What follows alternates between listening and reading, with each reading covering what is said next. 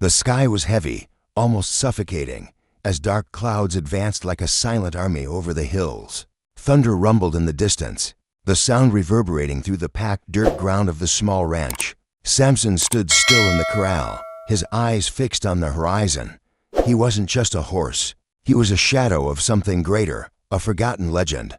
Now, with a coat marked by scars and a seemingly broken spirit, all that remained of him was silence. No one dared to get too close. In the distance, the growl of an engine broke through the somber air. An old, battered pickup truck, covered in dust, slowly made its way up the driveway. Inside, James Harper, a 37-year-old man, gripped the steering wheel tightly, his knuckles white. His eyes were locked on the road ahead, but his mind was trapped in the past. He hadn't set foot on that ranch in years, not since he had lost everything. The army, his unit, and what was left of his own identity.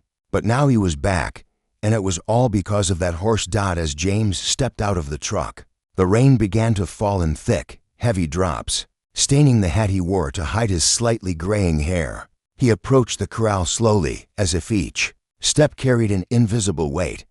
There stood Samson, his former partner, the horse who had saved his life more times than he could count.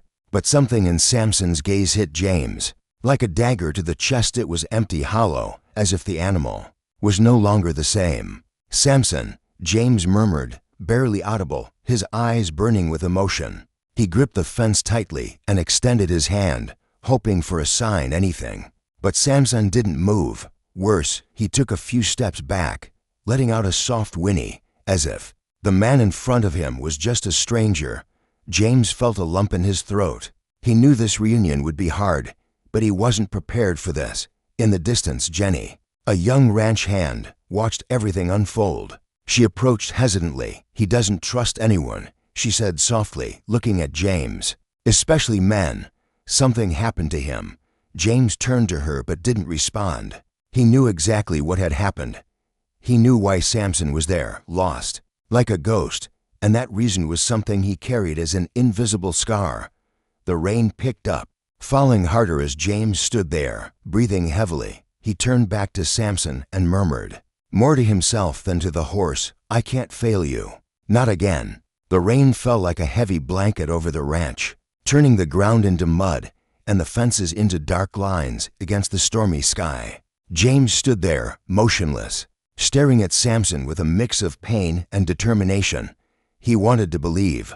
The horse still recognized him, but the animal's distant, wary gaze said otherwise. A part of him wondered if it was already too late for both of them. Deep down, maybe this was a battle lost before it even began.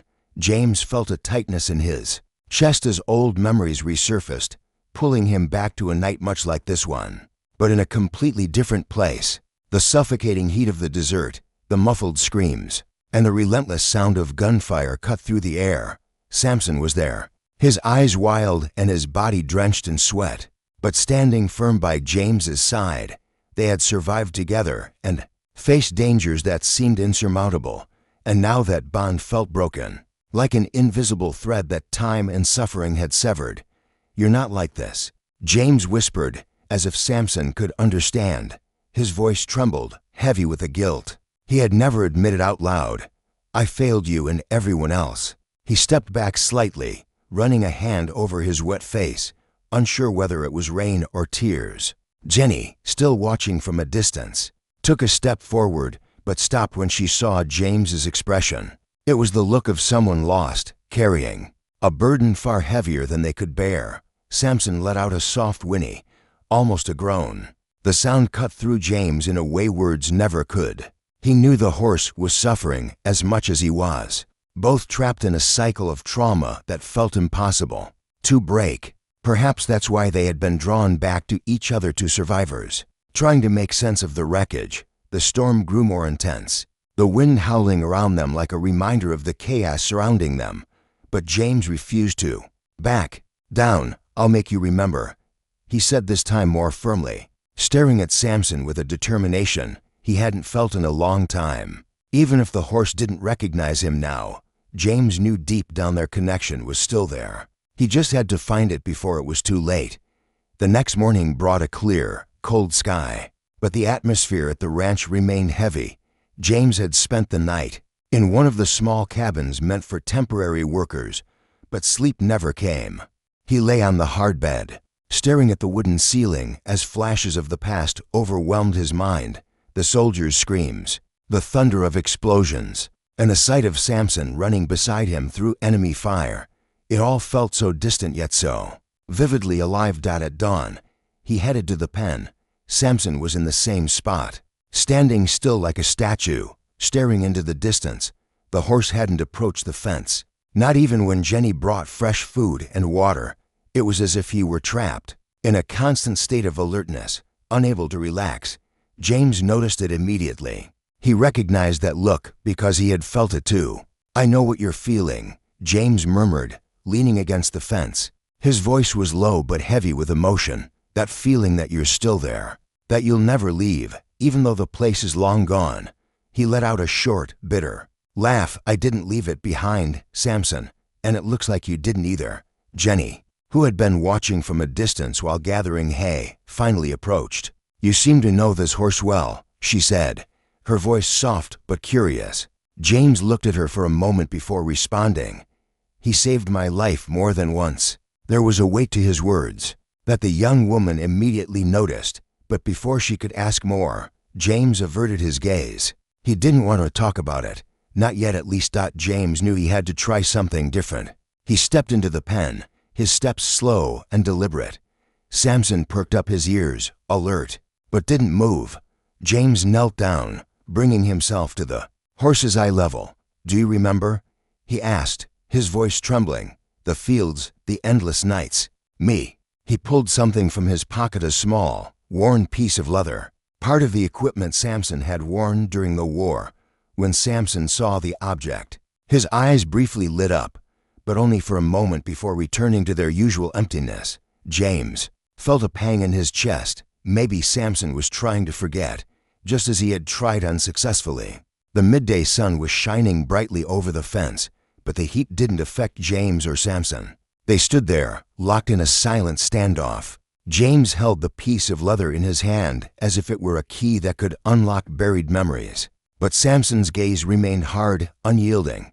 It was like staring at an impenetrable wall. Frustrated, James took a few steps back, running his hands through his messy hair.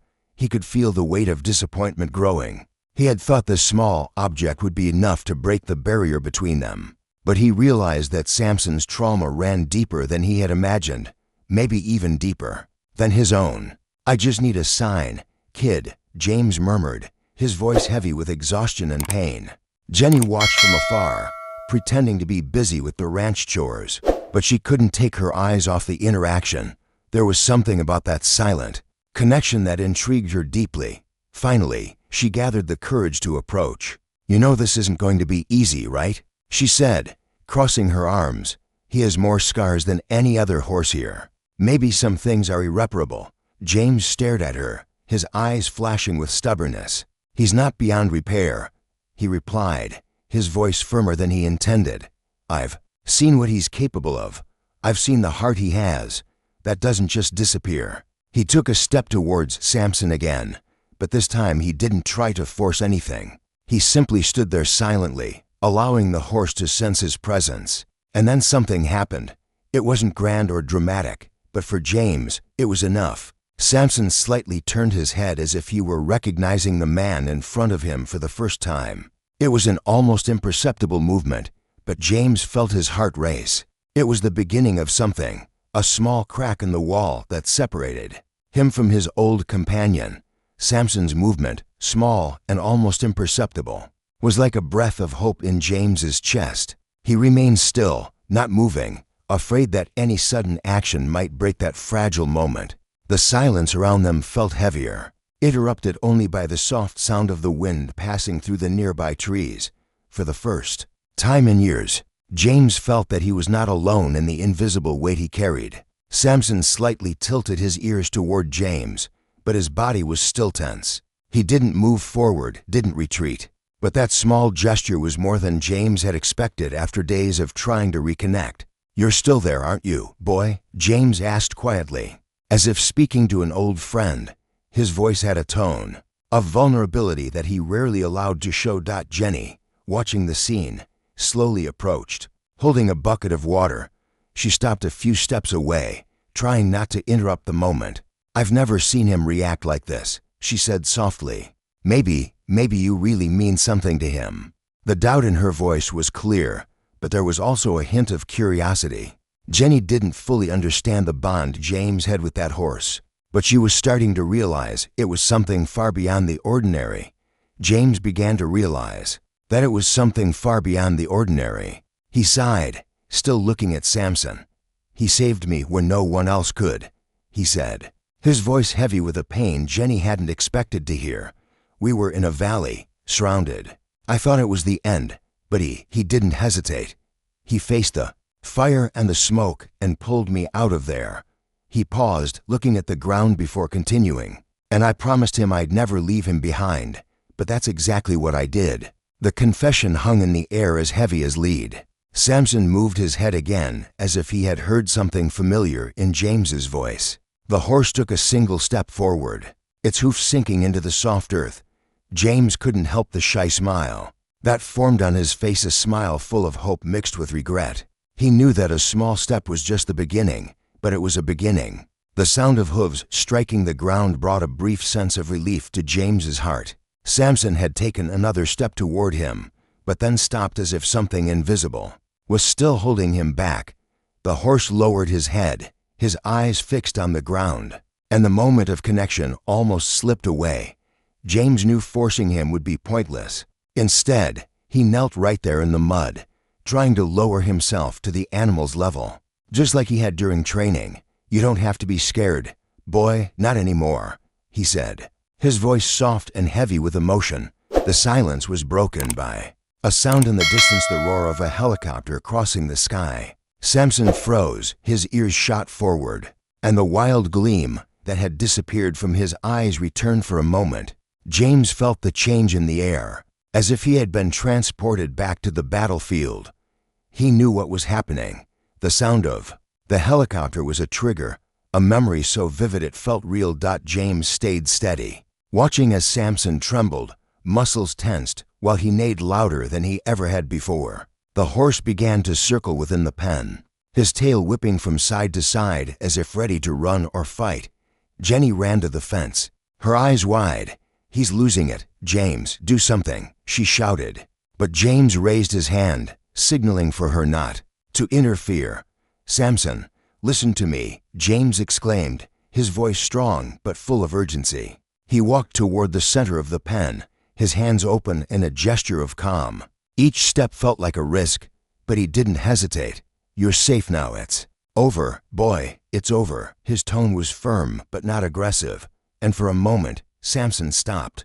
The horse was panting, its chest rising and falling quickly as if the weight of its memories was pressing it to the limit. Then something changed. Samson lifted his head and looked at James, his eyes filled with what seemed like a mixture of confusion and recognition. He took another step, then another, until he finally stopped in front of James. The man reached out, his fingers trembling, and gently touched the horse's forehead. "We're in this together," James whispered. At that moment, he knew he wasn't just helping Samson heal. He was also facing his own ghosts. Samson didn't pull back at James's touch. It was a brief moment, but one filled with meaning and instant, when two survivors, marked by the same invisible scars, finally met. James stood still, his hand resting on the horse's forehead, feeling the warmth and life pulsing beneath the scarred coat. Samson's breathing, once erratic, began to steady, though the frightened gleam in his eyes hadn't completely faded. "You remember me, don't you?" James murmured, his voice filled with a mix of hope and pain.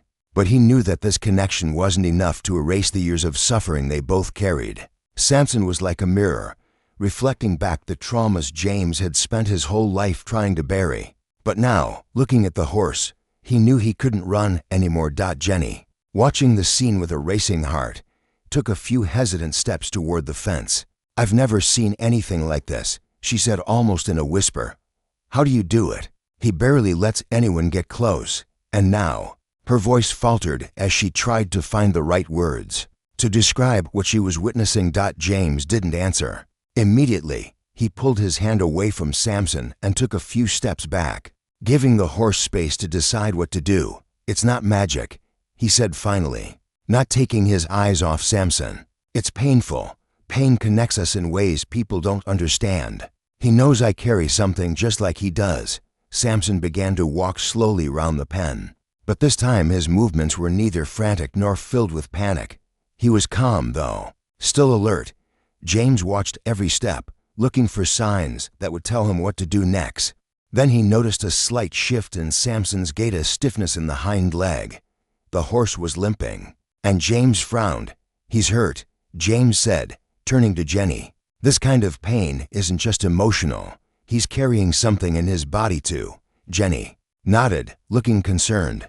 "I'll call the vet," she said quickly, but James interrupted with a gesture. "No, let me take care of it. If he really recognizes me, then I'm the one he will trust." Jenny hesitated, but something in James's expression convinced her. She gave a small nod before stepping away, leaving the two of them alone again. James knew he was dealing with much more than physical injuries. Samson was a complex puzzle, a broken soul who needed time, patience, and above all, redemption. The man took a deep breath, preparing for the next step, fully aware that in order to heal the horse, he would also need to face the parts of himself he had been avoiding for years. James ran his hands along the sides of his head, trying to organize his thoughts as he watched Samson struggle to walk around the pen. The stiffness in the horse's leg was more noticeable now, each step weighed down by effort.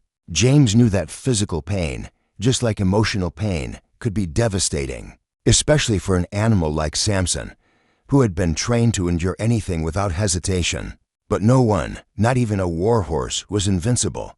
He grabbed a bucket of clean water and a cloth, slowly re-entering the pen. Samson stopped, his ears flicking back in alertness. But he didn't back away like before. "It's okay, boy," James said, in a low, soothing tone, kneeling beside the horse. "I'm not going to hurt you." Carefully, he wiped the cloth across Samson's hind leg, looking for signs of injury. When he touched a more sensitive spot, Samson neighed loudly and stepped to the side, nearly hitting James with his hoof. I know, James murmured, pulling back just enough to avoid startling him. "It hurts, but we need to fix this." He felt an unsettling familiarity in Samson's reaction. During the years of war, there had been moments when James had also recoiled from the touch of a doctor or a friend, the trauma making even care feel unbearable. Now he saw the same reflection in Samson. While working carefully, James began to speak, not exactly to Samson, but to himself, to the emptiness around him. "I should have come back for you," he said, his voice heavy with guilt. "I should have fought harder to get you out of that place, but I was broken, kid. I was just trying to survive." He stopped, swallowing hard as painful memories filled his mind. "They said you had disappeared, that they couldn't find you in the chaos. I believed them, because it was easier than admitting that maybe I could have done more." Samson lowered his head slightly, his eyes shining as if something in James's words made sense. The man stood up, taking a deep breath. "But I'm here now," he continued, his voice gaining strength, "and we're going to fix this. You've saved me so many times, Samson. Now it's my turn to save you." After a few minutes, James was able to examine Samson's hoof more closely. There was a slight swelling, maybe from an old injury that had never been properly treated. He knew it would take time and patience, but it wasn't impossible to heal. When he finished, he gently stroked the horse's neck.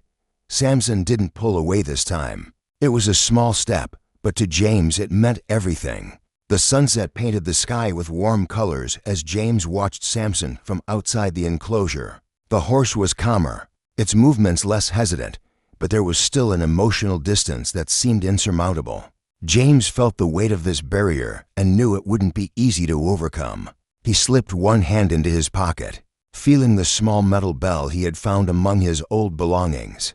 That object had been a symbol of survival for both of them during tough times, and he hoped it could now become a symbol of our ECONNECTION. Jenny, who was nearby gathering hay, noticed James's thoughtful expression and approached him. "Are you okay?" she asked, offering a shy smile.